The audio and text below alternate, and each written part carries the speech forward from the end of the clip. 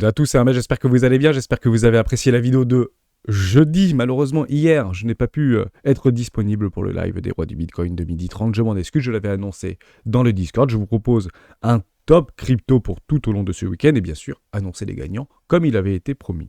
On rattrapera ce live la semaine prochaine avec grand plaisir, si ça vous dit, et on va faire un top crypto dès maintenant. Bon, on va parler de tout ça, on va parler un tout petit peu de Bitcoin, on va parler de quelques petites news également. Un petit clin d'œil du côté US et un petit clin d'œil du côté européen et plus précisément français. Malheureusement, c'est pas au beau fixe au niveau de la croissance européenne. Est-ce que ça veut dire qu'on va complètement lâcher au niveau des marchés crypto ? Très probablement pas. On est clairement sur des marchés de value, sur des marchés de croissance, sur des arrachements et sur des adoptions massives au niveau de la cyclicité et des modèles d'adoption qu'on a si souvent abordés. On va parler de tout ça dans cette vidéo. On commence maintenant. Mais avant de commencer, je vous invite toujours à rejoindre le Discord des rois du marché. Vous trouverez le lien dans la description. À l'intérieur, une documentation qui s'appelle la stratégie des 4 rois. N'hésitez pas à l'utiliser, vous en imprégner, vous en inspirer, pour vous aussi trouver votre propre style d'investissement, que ce soit sur le court, moyen, long terme, voire très long terme, cryptoactifs, marché traditionnel. Moi, j'utilise depuis de très nombreuses années et m'offre d'excellents résultats sur mes investissements. Avant de passer sur Bitcoin, on va bien évidemment annoncer les grands gagnants avec une petite musique que vous avez l'habitude d'entendre si ça faisait quelques semaines, quelques mois, voire quelques années que vous êtes sur la chaîne des rois du Bitcoin. C'est maintenant.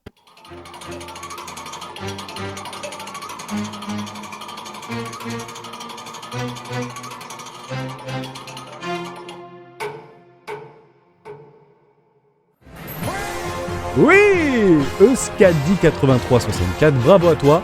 Une clôture mensuelle que tu as annoncée à 42 550 $. Contre 42 548 $ pour la clôture mensuelle, sur Coinbase notamment. Bravo à toi, tu gagnes 500 USDT. Je t'invite à me rejoindre directement sur le Discord, en MP ou par mail, si tu le souhaites, vincent.remoura@gmail.com. Tu as ça directement à propos de la chaîne. Et bravo également à toi, Compact, parce que vous vous rappelez, on avait fait aussi un petit giveaway, c'était la semaine dernière, fin de semaine dernière. Et je vous avais dit, il y a des gros catalyseurs mercredi, avec la Fed, avec l'augmentation, ou le maintien, ou la diminution au niveau des taux, avec peut-être un discours un peu baissier, ou un peu d'incertitude sur les marchés, éventuellement un catalyseur pour nous envoyer aux alentours des 37 000 $ à peu près. Et bien finalement, c'est Compact qui nous répondait dans ce commentaire. Moi je dis non. Comme ça, si ça baisse, moi j'ai tort. Mais si j'ai une opportunité d'achat, sinon j'aurais raté cette occasion, mais plus 100 €. Et effectivement, dans ce commentaire, à la fois logique et rationnel, tu as réussi à transformer une situation en 3 possibilités et en 3 opportunités distinctes, mais très intéressantes, et c'est récompensé. Tu gagnes 100 USDT, bravo à toi. Je l'avais sélectionné, j'ai lu intégralement tous les commentaires qui m'avaient été donnés, et j'ai, par défaut finalement, choisi celui-là, entre plusieurs que j'ai choisis un petit peu au hasard. Mais voilà, il n'y avait pas vraiment de clôture à ce moment-là. C'était plus sur votre propre représentativité. Si ça vous a plu ce type de giveaway, avec grand plaisir de le reproposer dès la semaine prochaine. On commence avec Bitcoin, sans plus attendre. Bon, un petit peu lourd au niveau de Bitcoin. On se retrouve exactement au niveau d'un milieu de range. Donc, la pire situation où là, finalement, on a le plus envie de trade. C'est assez intéressant, d'ailleurs, de l'observer comme ça. En fait, on a souvent l'impression que c'est au niveau d'un équilibrium, au niveau d'un consensus au niveau du range, qu'on a besoin en fait d'agir. En réalité, c'est le pire moment pour agir au niveau d'une action de prix sur un range. Soit on achète les bas de range, soit on vend les hauts de range, soit on achète les bas de range en vue d'aller chercher des breakouts haussiers, oui, on achète des poches de liquidité. Ici, c'était une poche de liquidité. Personnellement, je l'ai joué, je suis déjà sorti. Vous voyez que bon, finalement, beaucoup sortent, jusqu'à preuve du contraire. Ou la même chose, on attend des réintégrations au niveau des fake-out pour pouvoir jouer l'opposé complet et voir un truc un peu comme ça, si vous voulez. C'est à peu près les cas de figure d'un trade rationnel, si vous le souhaitez. Et il est vrai que souvent, on a tendance à trop agir au milieu d'un range, alors que c'est clairement le pire moment de le faire. Bon.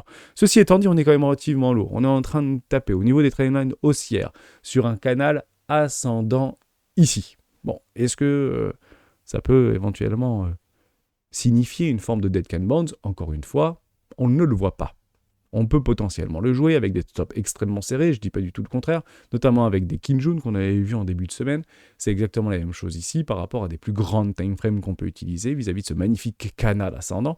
Et d'ailleurs, ce bas en fait, de trendline haussière fait clairement office de support très dynamique ici, donc très intéressant de l'observer, puisque ça a parfaitement été réalisé, si vous voulez. Bon, maintenant on repart un petit peu dans le passé avant de faire un top crypto par rapport à ce qui s'était passé en 2019. Vous avez 3 possibilités, toujours 3 possibilités. 3, 1, la capitulation, pardon, à la fois baissière ou à la fois haussière. Il faut comprendre que parfois, dans des idées de FOMO, on observe des formes de capitulation haussière. Je le résume de façon extrêmement limpide. J'ai envie d'acheter moins cher, donc je fais des actions pour vendre des cryptos sur le spot en vue de leur acheter 30%, 20% ou 10% moins cher. Ou je prends des shorts de couverture, ou je prends des shorts tout court pour pouvoir gagner de l'argent dans le but d'accumuler plus de cryptoactifs moins chers. Ça peut être n'importe quel crypto. Ici, on parlera plutôt de Bitcoin ou d'Ethereum, si vous voulez. Généralement, les plus liquides, là où il y a le moins de mèches possible ou le moins d'amplitude au niveau de la volatilité. Ça, c'est la première chose. La capitulation haussière s'inscrit donc dans ce loupage, finalement, au niveau de ces scénarios-là, au niveau de ce plan-là. Dès lors, ça nous fait généralement acheter plus cher, très cher, trop cher. Parce que notre capacité d'aversion et notre capacité de résistance par rapport à un stress haussier ici est très élevée si on a vécu le bear market.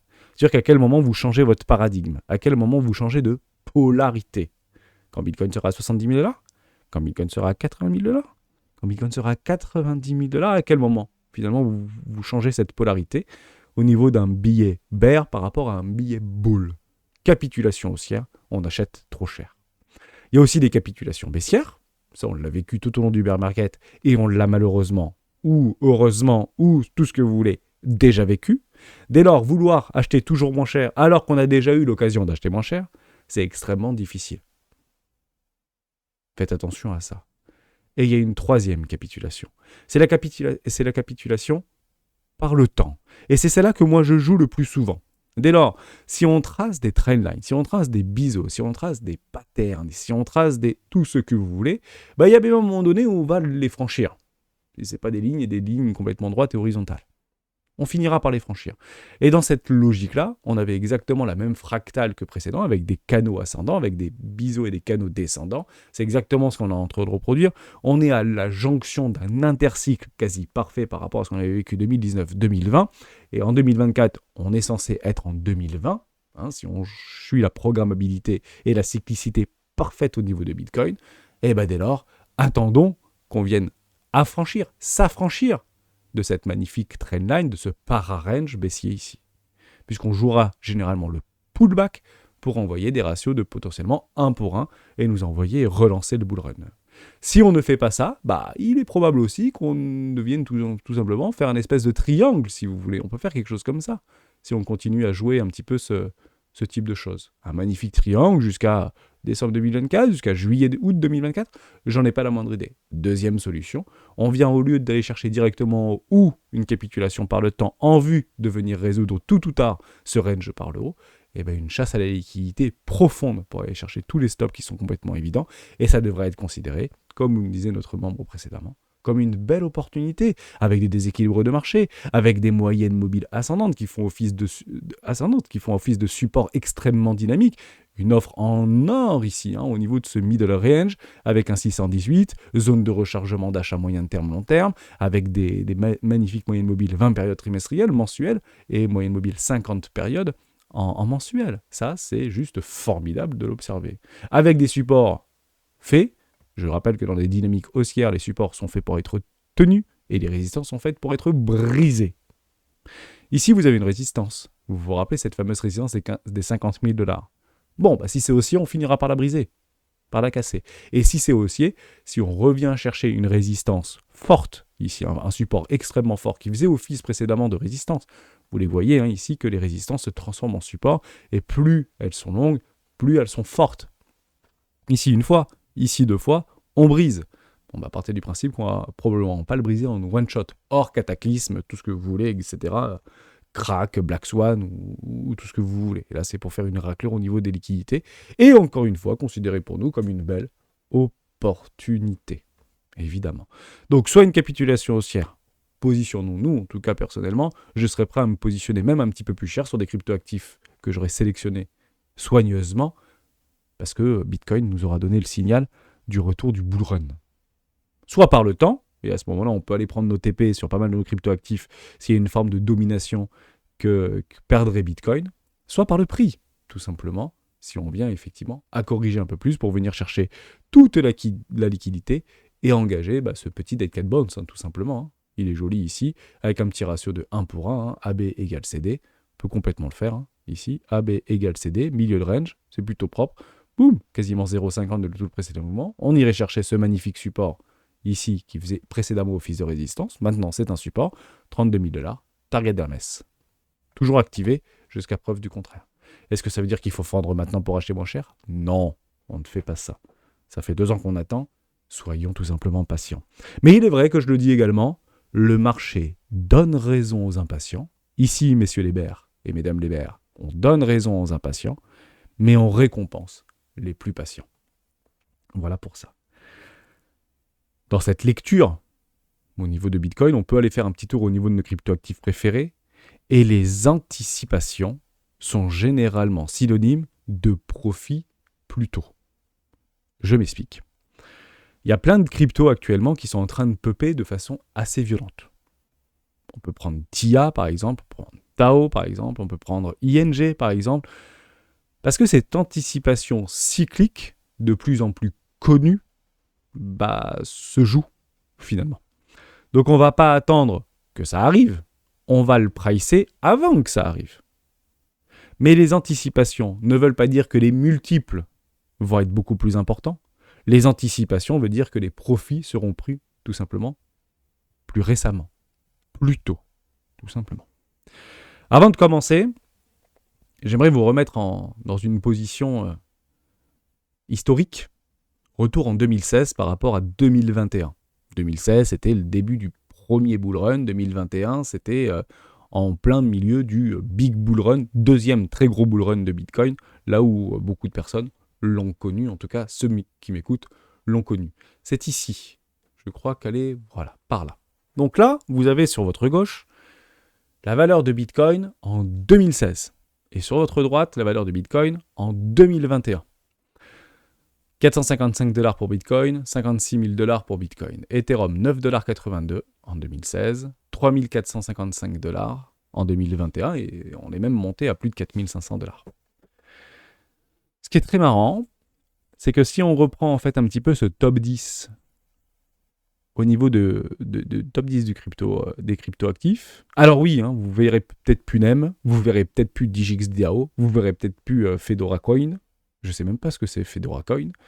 Mais si vous regardez les capitalisations, 12 millions de $, aujourd'hui, on vous explique que c'est un scam. À l'époque, ça faisait partie du top 10. Mais à l'époque, il n'y a pas 30 ans. Hein. C'était il y a 7 ans. C'est pas si éloigné que ça. Bon. Ce qui est relativement troublant dans ces formes de disparité, parce qu'on voit de plus en plus que le top 10 du précédent bull run ne sera pas le top 10 du nouveau bull run, etc. Jusqu'à preuve du contraire, si vous reprenez sur la cyclicité, Bitcoin y est toujours, Ethereum y est toujours, Ripple y est toujours, Litecoin y est toujours, peut-être à votre grande surprise, Dogecoin y est toujours, jusqu'à preuve du contraire. Et il y a des nouveaux venus, bien évidemment. Bitcoin Cash, mais ça n'existait pas en 2016. Bitcoin Cash, me semble-t-il, ça a été arrivé juste après. Je ne sais plus, j'ai un petit doute. Je ne sais plus exactement la date du fork, je ne me rappelle pas. Qu'on pouvait recevoir des bitcoins. Moi, j'en avais pas l'éligibilité, donc ça devait être en 2016, puisque je ne me suis pas investi en 2016. Je l'ai vécu en 2016, mais je ne me suis pas investi en 2016. Donc ça devait être en 2016 au niveau du magnifique Arc Fork avec Bitcoin Cash, qui a fait partie du top 10. Vous avez Polkadot, vous avez Cardano, le fameux Ethereum Killer, et d'ailleurs on pourra en parler au niveau de CSPR, qui est lui-même un ADA Cardano Killer ou un Ethereum Killer, si on pourrait le prendre comme tel en termes d'infrastructure. Mais vous avez bien compris qu'en fait, avec le temps, les cryptos que l'on connaît le plus font partie de ce top 10. Et ce qui est très marrant, c'est le fait de les connaître, le fait de les hyper, le fait d'en amener de la liquidité et des capitaux, font qu'elles conservent plus ou moins ce top 10. Puisque si vous prenez de 2016 à 2024, enfin, ou 2021, ça n'a que très peu bougé, et très probablement pour 2025-2026, ça ne bougera pas tant que ça. Il y aura très probablement des nouveaux venus. On peut parler de Chainlink, par exemple. On peut parler de Aptos, on peut parler de Atom Cosmos même. D'ailleurs, on pourrait parler qu'ils viennent, pourquoi pas, faire un petit tour dans le top 10. Mais vous verrez en fait que ce ne sera pas complètement retourné. Ça ne va pas littéralement se modifier. Je voulais remettre ça en perspective. Mais ça ne veut pas dire que vous n'aurez pas d'énormes multiples par rapport aux cryptoactifs. Parce que c'est ça qu'on va chercher. L'objectif, c'est bien sûr de surperformer ce top 10. Je rappelle que le top 10, c'est 88% de la capitulation total market. C'est-à-dire qu'aujourd'hui, si vous enlevez le top 10, c'est 12% des capitaux qui sont actuellement sur plus de 5000 cryptos.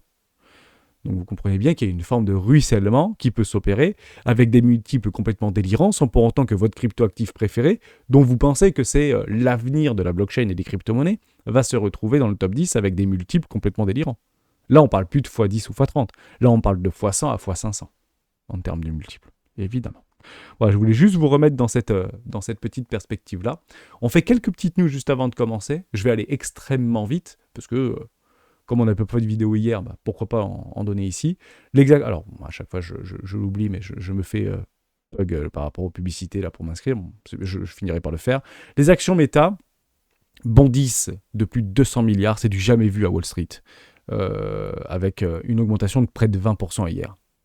Pourquoi ? Bah, c'est juste qu'ils ont décidé de filer 50 centimes de dollars de dividendes. Alors, sur une action à 500 $, c'est assez marrant, ça vaut pas notre liquid staking si vous voulez, même si c'est un peu plus risqué, ceci étant dit. Pourquoi en fait ça a fait ça ? On en a travaillé avec les académiciens, je vous le donne juste en mille, puisque ça permet en fait de nous remettre dans cette narrative.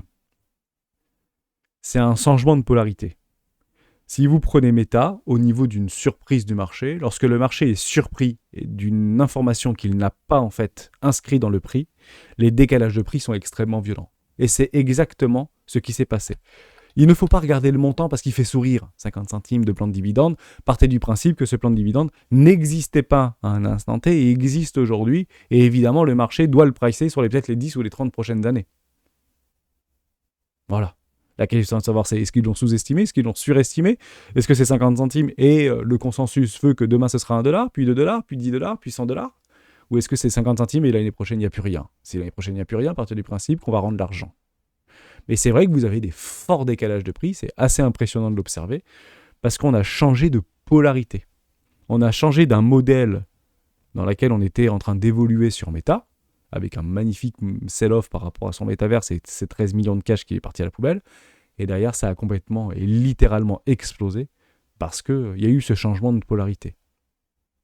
Et c'est clairement ce qu'on attend en fait au niveau des crypto-monnaies. Actuellement, je ne le vois pas, ce game changer, ce changement de polarité. On va la voir, par exemple sur les crypto-monnaies, et je vous donne mon opinion là-dessus et mon ressenti. Le changement de polarité sur les crypto-monnaies et les marchés financiers, ça a été le quantitative easing complètement exacerbé vis-à-vis des apports des ajouts de liquidités par rapport à nos banques centrales. Ça, c'est un game changer.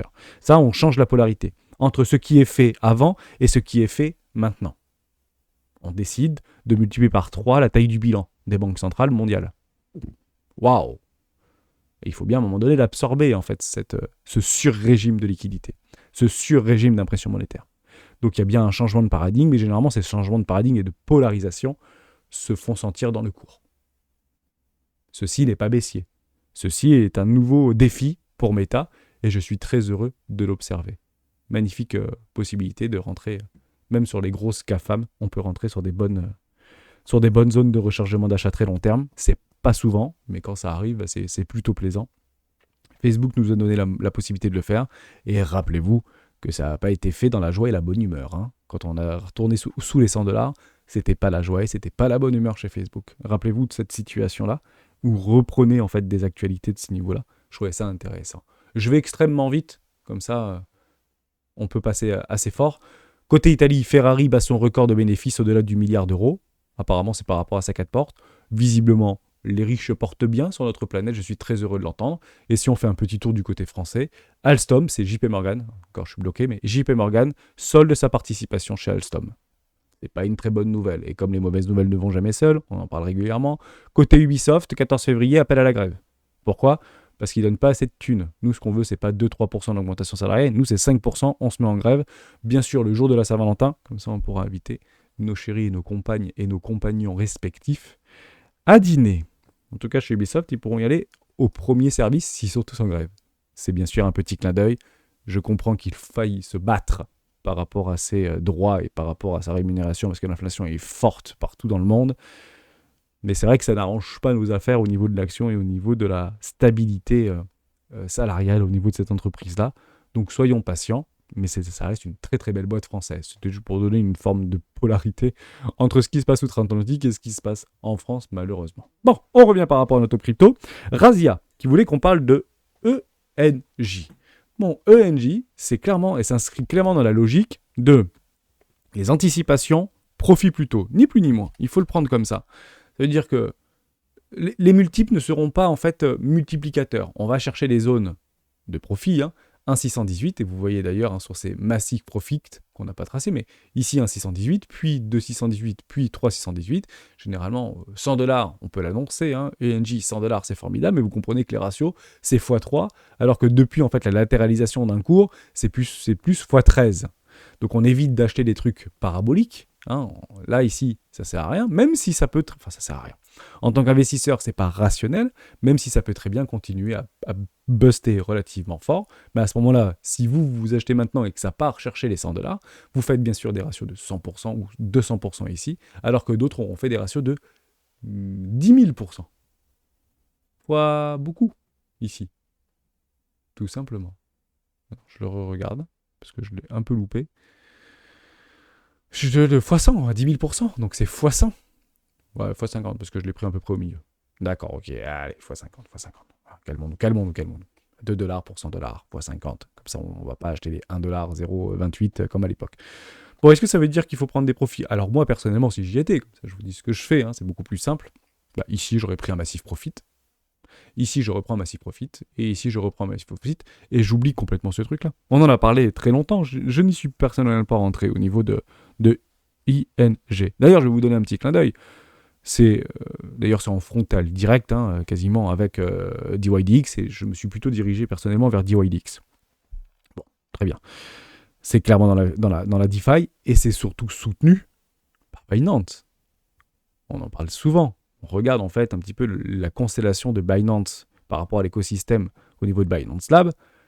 Est-ce que vous savez à combien est aujourd'hui, à l'heure où je vous parle, Binance par rapport à ses investissements dans ING? Ça, on a ces informations. Elles sont juste ici, je vous les retrouvais. Regardez ça, c'est juste formidable. Fundirond 1, 2, Binance Spad. Dans le private, vous avez Pantora Capital, et dans la seed, vous avez également Binance Lab. Oh, 6 millions de tokens, x 400 actuellement. Ils sont à x 400 Binance sur ING. Donc évidemment qu'ils ont tout le loisir de pouvoir faire pumper leur cours, de mettre en avant cette crypto-là, de marketer cette crypto-là, pour derrière revendre à, je sais pas moi, x 1000, x 600, x 700, j'en ai pas la moindre idée. En tout cas, si ça part au 318, on serait pas très très loin des x 1000 par rapport à Binance. Donc c'est ça, et c'est dans cette logique-là que je préfère, moi, personnellement, essayer de trouver des petites crypto-pépites, un petit peu comme Aleph Im, par exemple, qui est une toute petite capitalisation, on en avait parlé la semaine dernière, mais qui est sur Coinbase, et qui est soutenue par Coinbase. Alors que c'est un truc, ça fait 20 millions de capis. Donc vous comprenez bien de passer de 20 millions de capis à, pourquoi pas, 2 milliards, x 100, quoi. Intéressant. Passer de 2 milliards à x 100, c'est plus. Comprenez-le comme ça. Bon, ça ne veut pas dire que ça ne va pas continuer à exploser littéralement. Donc, ok, je valide complètement ING. Ça fait longtemps qu'on le valide. Les structures sont très belles. L'OBV est très croissant. Les volumes sont un petit peu décroissants. Faites attention au niveau des pullbacks. Si ceci vous intéresse, on fait exactement, toujours et sans plus attendre, la même chose. On tire nos fibos et on attend des zones de rechargement d'achat. Si vous êtes swing trader, vous pouvez aller chercher le premier arrêt ici pour essayer de le swing. Stop serré, généralement sous les 0,50, et on vise quoi? Les nouveaux sommets. TP numéro 1 au nouveau sommet. Si on ne casse pas, c'est pour faire de nouveaux plus hauts. C'est ça le swing, ni plus ni moins. Et pour les investisseurs, vous attendez éventuellement un petit retour dans une zone de rechargement d'achat entre les 610 et 86, ici, voire un test de cassure. Ici, vous avez un magnifique range on pourrait revenir chercher ce test de cassure ici aux alentours des 10 $. On n'est pas à l'abri de retrouver un Bitcoin à 32 000 $. Je ne pense pas qu'ING sera à 100 $ d'ici là. Hein, c'est relativement corrélé par rapport au flux de capitaux et de liquidités. D'accord? Ça, c'est très, très important. Bon, maintenant, c'est une belle capitulation. Enfin, une meilleure capitalisation au niveau de ING. D'ailleurs, on peut le regarder ensemble sans plus attendre. Capi, ING. ING. ENJ, pardon, pas ING. ING direct, non, pas du tout. 2 milliards de capi. Donc, comprenez-le que si vous voulez faire un double lot x 10, c'est 20 milliards de capi. Regardez par rapport au crypto total combien ça ferait au niveau de 20 milliards de capi. Ça rentre dans le top 10 des crypto-monnaies les plus capitalisées. Est-ce qu'il a l'air insuffisamment solide pour le faire? À comparer avec les flux au niveau des volumes de trade, notamment sur leur échangeur décentralisé vis-à-vis des OEDX, ils sont en dessous, ING. Ceci étant dit, donc je sais pas trop, mais bravo à tous ceux qui y sont, bravo à tous ceux qui y ont cru. Moi, personnellement, sur les 618, j'aurais très fortement pris des profits. Si vous ne l'avez pas fait, j'en prends maintenant, mais pas beaucoup. Vous pouvez prendre 20%, 30% ou 50% si vous suivez la stratégie 4 rois, mais aucune obligation. Partez juste du principe que votre voisin d'à côté, qui est aussi investisseur et early investor, mais il est à x400, lui, au niveau de Binance. En tout cas, bravo à lui. Razia, tu voulais également qu'on parle de optimisme. Bon, optimisme, ça va être assez simple, en fait, à expliquer. Je vais essayer de vous donner ma représentation vis-à-vis de Optimism, OP, qui est donc un layer 2, construit sur la blockchain Ethereum, avec sa propre blockchain. L'objectif, c'est quoi? D'augmenter la scalabilité au niveau de la blockchain Ethereum, et pourquoi pas d'autres, mais plutôt Ethereum ici. Moi, je le compare en fait directement à la techno. Il faut prendre la techno, et vous prenez les Optimism Rollup et les ZK Rollup. Vous allez sur Internet, si vous ne savez pas de quoi je parle, vous allez essayer de regarder des vidéos sur est-ce que c'est Optimism Rollup qui va gagner ou est-ce que c'est ZK Rollup qui va gagner. Aujourd'hui, avec mes recherches que j'ai fait et mes longues vidéos que j'ai pu apprécier, notamment sur YouTube, il semblerait qu'en termes de décentralisation, démocratie, gouvernance, technologie, le ZK Rollup pourrait s'imposer. Si ZK Rollup s'impose, Optimism Rollup, logiquement, ne devrait pas s'imposer. C'est un petit peu le même débat entre le... Alors, c'est un peu tiré par le cheveu, mais je vous le donne en mille. C'est un petit peu le même débat entre le Proof of Work et le Proof of Stake, si vous voulez. Même si c'est pas du tout la même chose, mais dans l'idée, il y a cette forme de clivage entre les technologies qui seront adoptées par la majorité. Donc, ce qu'il faut se poser comme question aujourd'hui, si on doit aller se diriger vers optimisme en termes d'investissement, et je vous le dis franchement, si ça gagne, ça pèsera très lourd, ça. Ça ne me dérange pas, ça fera x10, x20, x30 si ça vient à s'imposer. Il n'y a pas de problème avec ça. C'est déjà bien capitalisé, on est à 11 milliards, 22% des tokens qui ont été libérés, mais il y a du soutien derrière. Mais à un moment donné, il y a un choix qui sera fait, il y a un arbitrage qui sera fait, et est-ce que ce sera au bénéfice de Optimism Rollup ou vis-à-vis de cette technologie-là, ou est-ce que ce sera plutôt au niveau de ZK Rollup? Et ça, vous le verrez de façon extrêmement limpide très vite. Alors, on ne le verra pas tout de suite, on le verra généralement sur Opt, c'est ça, c'est comme ça. Hop, je sais plus du tout. C'est quoi le sigle de Optimism? OP, c'est OP, pardon. C'est juste OP, ça suffira. Voilà. Vous l'observerez comme ça, en fait. Tout, en fait, va monter. Donc, tous ces layers vont monter. ZK Rollup, Optimism Rollup, etc. Bon. Et à un moment donné, ça va latéraliser.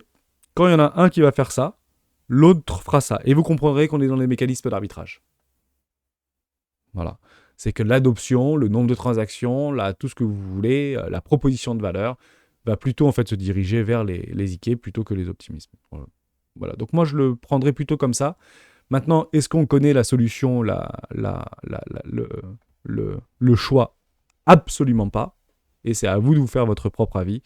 Mais ceci n'est pas baissier. On est dans un magnifique trend sans aucun problème. Donc on est plutôt sur un canal, on visera peut-être le bas du canal en vue de voir une magnifique explosion. Si on part dans les excès, on reviendra chercher les tests de cassure et les moyennes mobiles, vous inquiétez pas. Donc prenez bien vos profits si ceci se présente. J'espère que je t'ai aidé, Razia. On continue avec CSPR.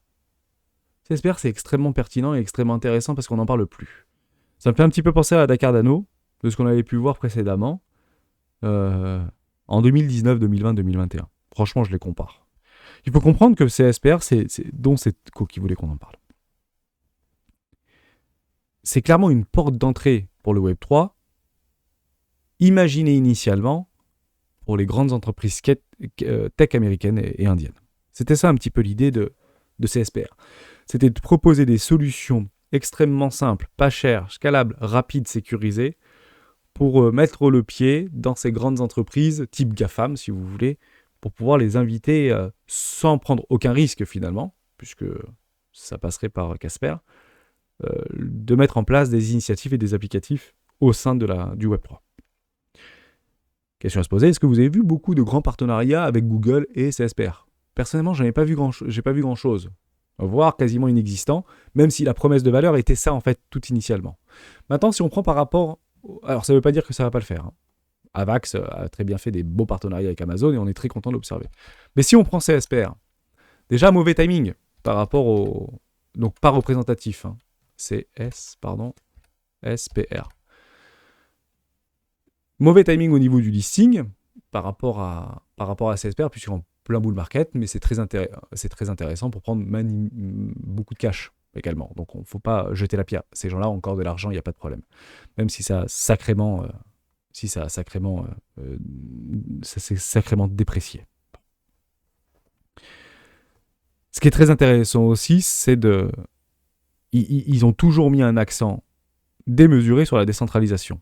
Ce que, en fait, Ethereum, initialement, avait beaucoup de mal à faire et à proposer. Donc, ça a un petit peu changé avec le Proof of Stake et Shanghai, et la proposition Shanghai. Mais il est vrai que CSPR s'inscrit dans cette logique de décentralisation. Bon. Est-ce qu'on peut dire que ce truc est mort ? Non. Est-ce qu'on peut dire que ce truc est fortement utilisé ? Non. Est-ce qu'on peut dire que ce truc devrait éventuellement avoir sa chance ? Probablement. La dernière fois que j'avais vu ce type de scénario, regardez bien cette courbe, vous allez peut-être rigoler, même si c'est pas forcément la même chose, ça reste encore une fois toujours lié à une adoption et à une utilisation. Que ce soit par des entreprises, que ce soit par des utilisateurs, que ce soit par des traders, etc. Ça me fait penser un petit peu au CACHB.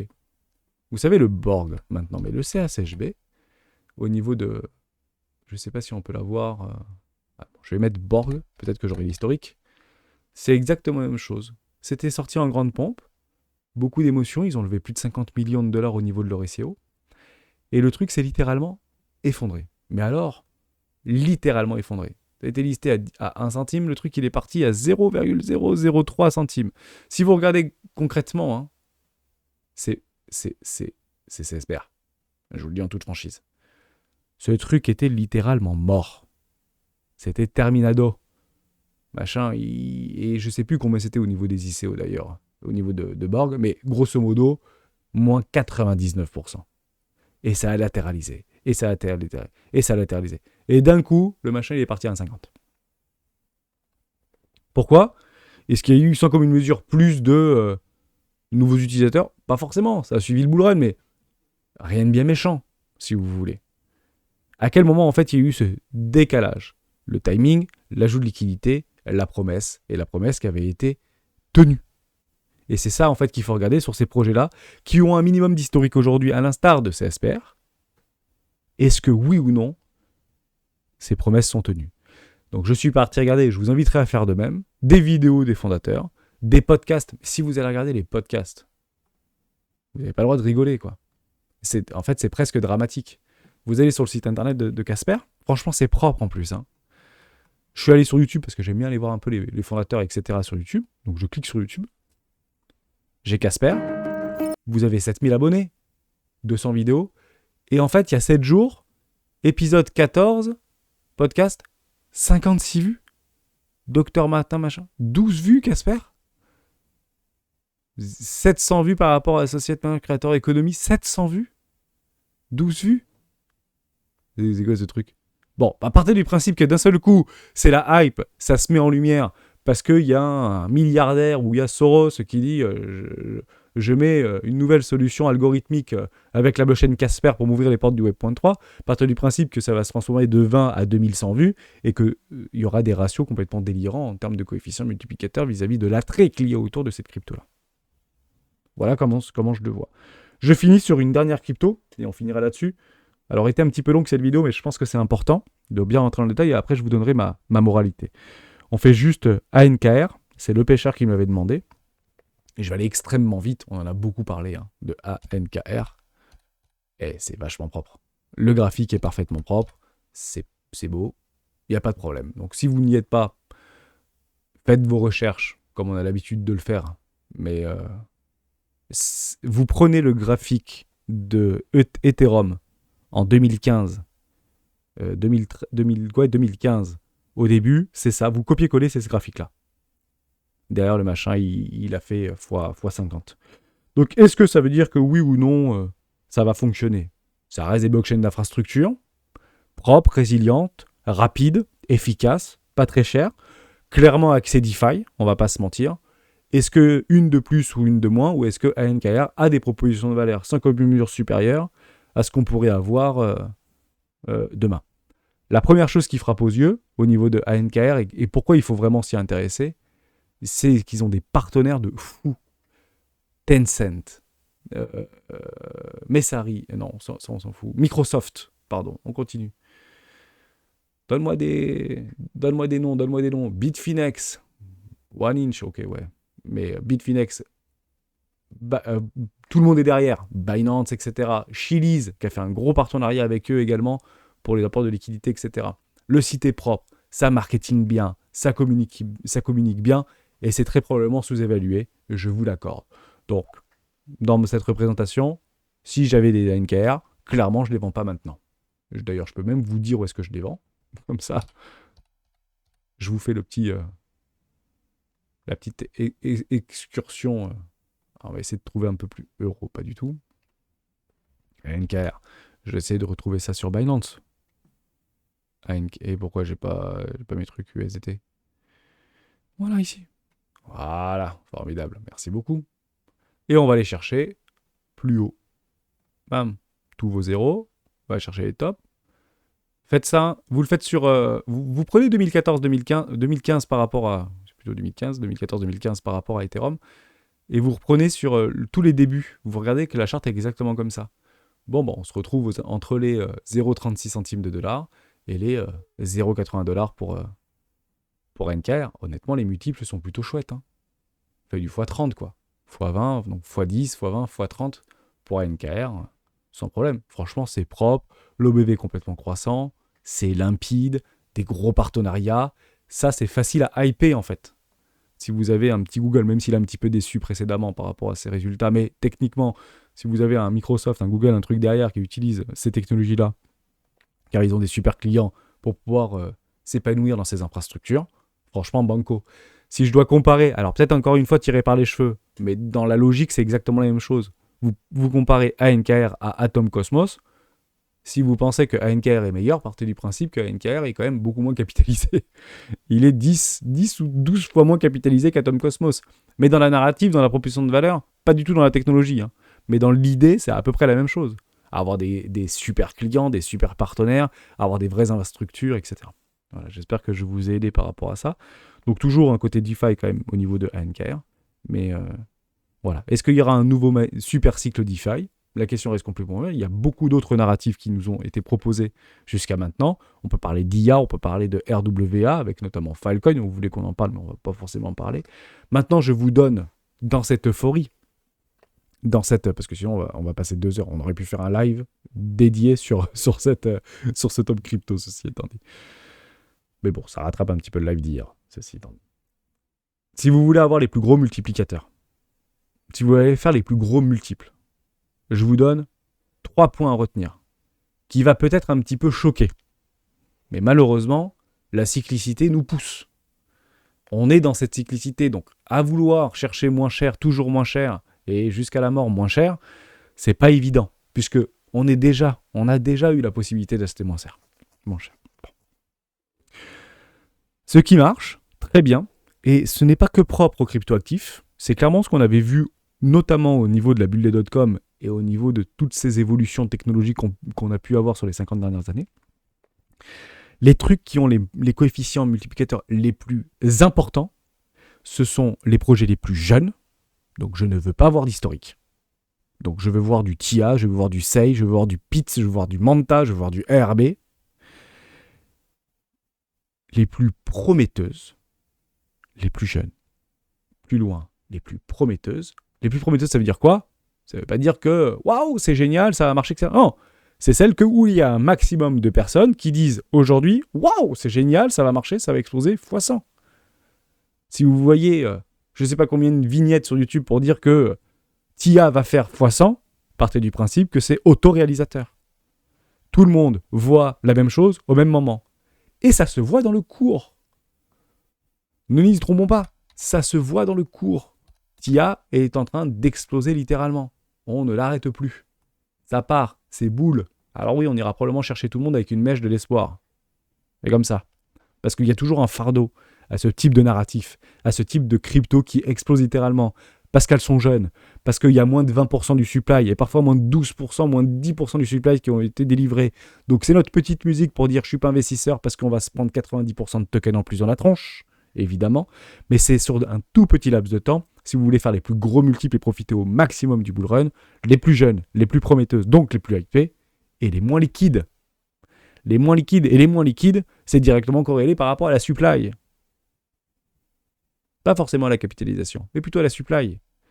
Si aujourd'hui vous prenez le top 100, et on finira là-dessus, des cryptos les plus prometteuses, les plus jeunes et les plus hypées, mais j'ai envie de pleurer de voir combien de cryptos ont été listés et ont été droppés en 2023, qui sont déjà dans ce top 100.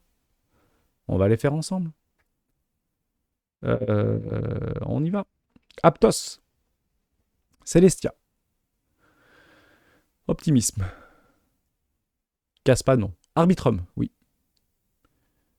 Sui, Sei, oui. Et qu'est-ce que ça fout là, ça? Ordi, n'en parlons pas.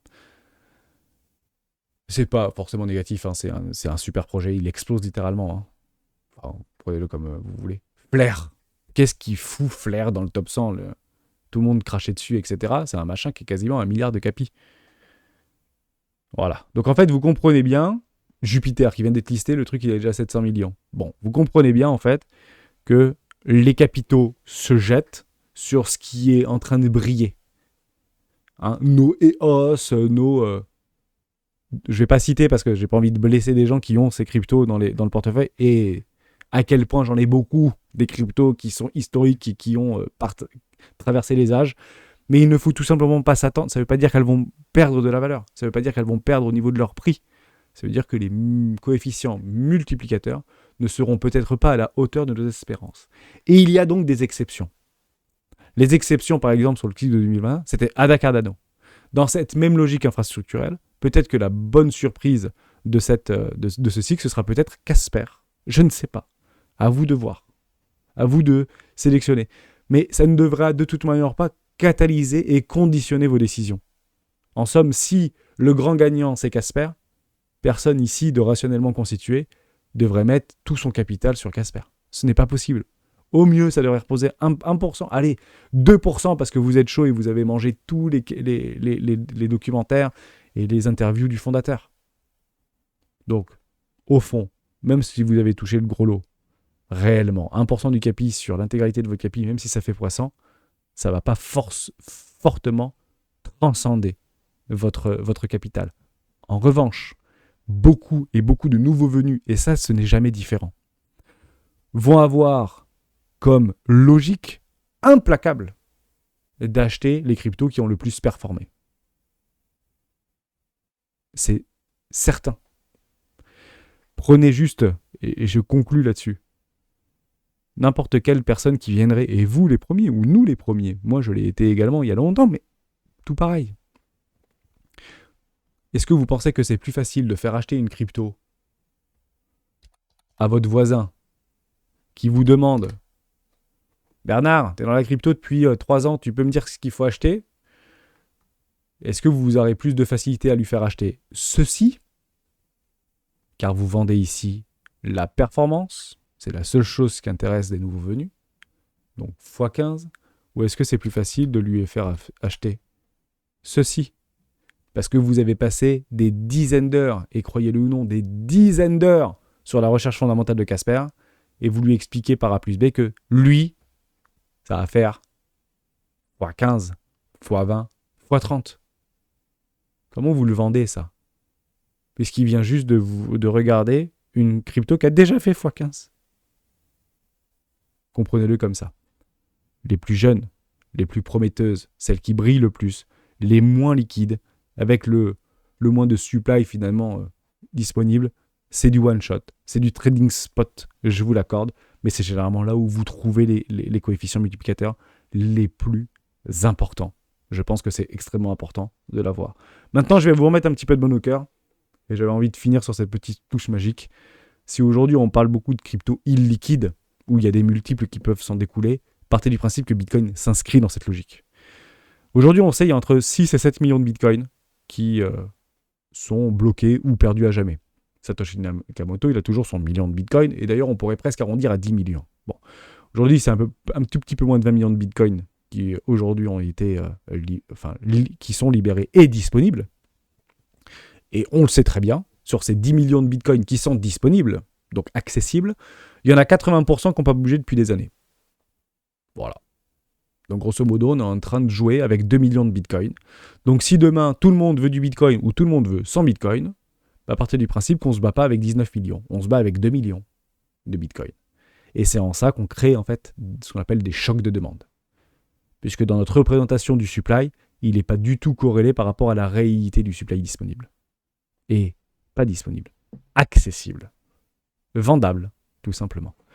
Donc, c'est pas parce qu'il y a des très grosses capitalisations, c'est pas parce qu'il y a beaucoup de supply, aussi déflationniste soit-il, qu'on ne peut pas avoir des multiples.